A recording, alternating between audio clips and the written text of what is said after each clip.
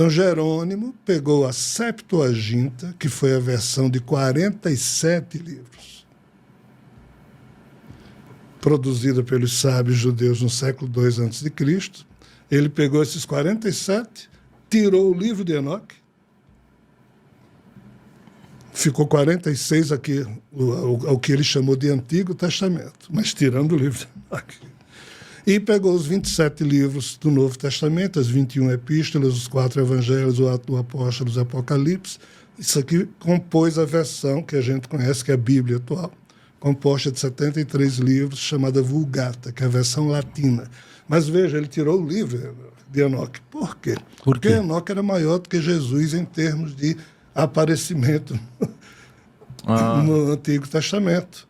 Por quê? Porque Enoque foi quem ditou ao mundo a agenda que Javé, o tal Deus dos judeus, disse: Enoque, avisa ao mundo que eu vou fazer até o dia do julgamento geral. Então Enoque foi quem falou tudo isso e quem disse: lá na frente virá um Messias que Javé vai mandar, mas ele vem 2 vezes. Ou seja, Enoque tinha uma posição de importância maior do que todo mundo.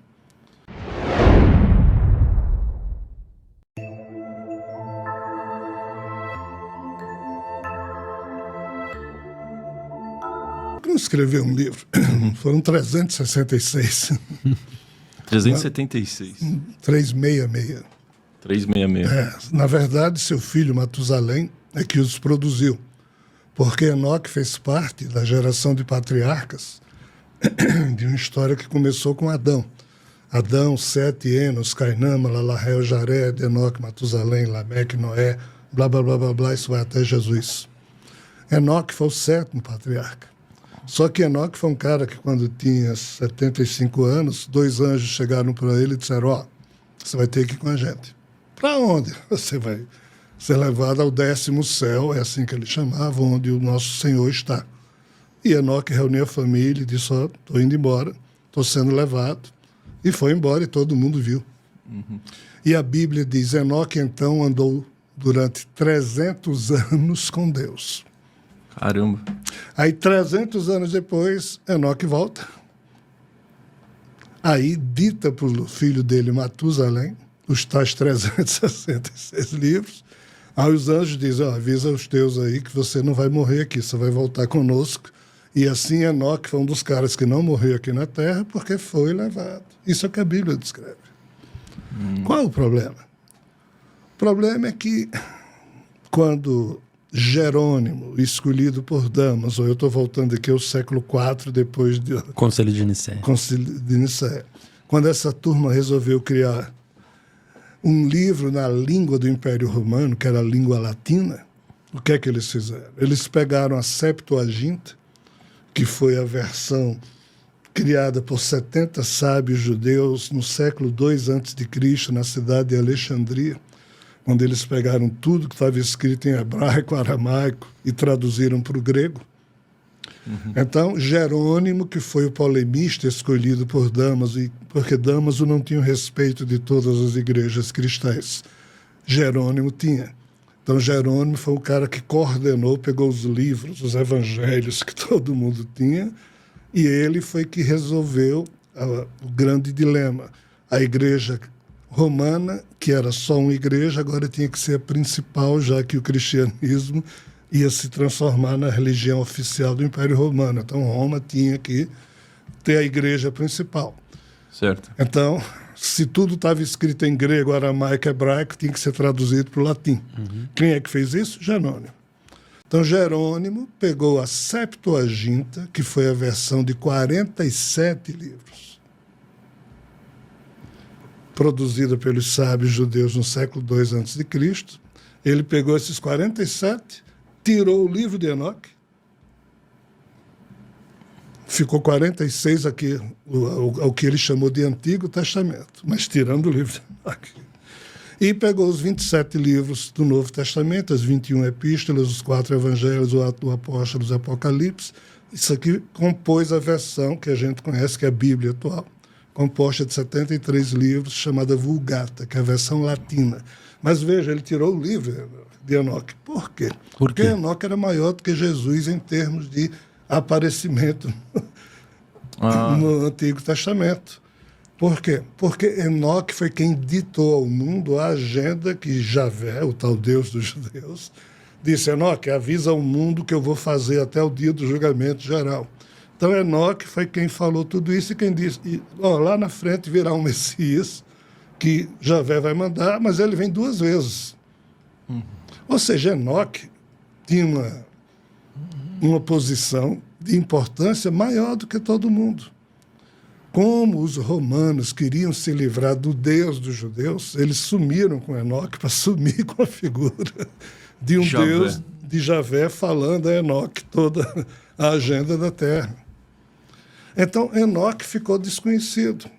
Caramba. Século XVIII, no ano 1776, um explorador escocês, James Bruce, na Etiópia, fazendo lá umas pesquisas, descobriu parte de um livro de Enoque. No século XIX, em 1846, o professor Sokolov, na biblioteca em Belgrado, descobriu outra parte do livro de Enoque. Então, hoje, nós temos essas 2 partes. Uma se chama o livro de Enoque, a outra o livro dos segredos de Enoque.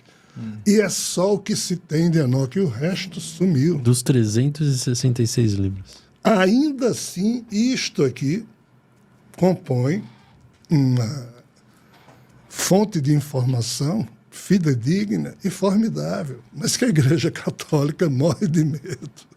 De que seja desvendado.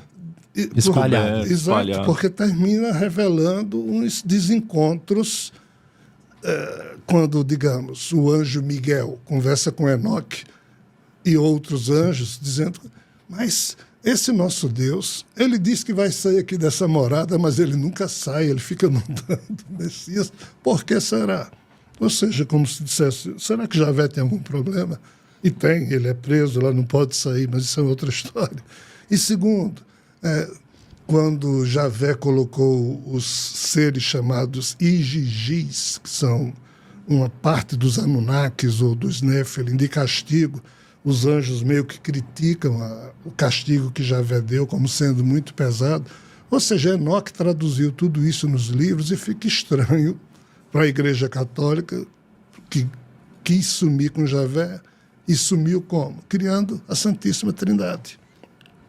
O Concílio de Nicéia, em 325 d.C., quando eles criaram o mito da Santíssima Trindade, foi para, primeiro, sumir com o Deus dos judeus, porque o Deus da Santíssima Trindade não é o Deus do Antigo Testamento. Olha a loucura.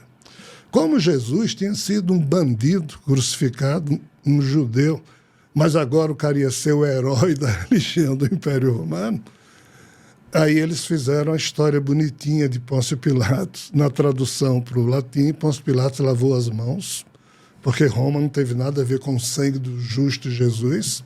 Mas ainda assim eles não queriam Jesus judeu, eles queriam Jesus superstar. Então escolheram a feição que Paulo criou e transformaram Jesus em Salvador, mas elevaram Jesus a que condição? A de ser igual a Deus. Então sumiram com o ser humano Jesus para sumir com a nacionalidade judaica. Tudo isso é artimanha feita pelos teólogos quando da tradução, com a melhor das intenções da época. Nenhuma dessas figuras aqui agiu por maldade, agiu com a melhor intenção. Com a melhor intenção possível em cada época. A gente não pode julgar essas pessoas. Tá? Mas não pode ignorá-los. Mas também não pode ignorar, senão vira transtorno cognitivo, criando transtorno psíquico. E qual é o principal transtorno psíquico que o catolicismo ou o cristianismo fez com a humanidade? O niilismo, que Nietzsche, em seus livros, apontou. Não, Deus resolve tudo. A vida terrena não vale nada, ninguém precisa fazer. Isso aqui é um vale de lágrimas, bababá, bababá. No céu seremos recompensados. Aí fica todo mundo nessa. Todo mundo se corrompendo, todo mundo sendo ingênuo, infantil, os problemas se avolumando. Não, mas Deus resolve, Deus está no leme. E aí?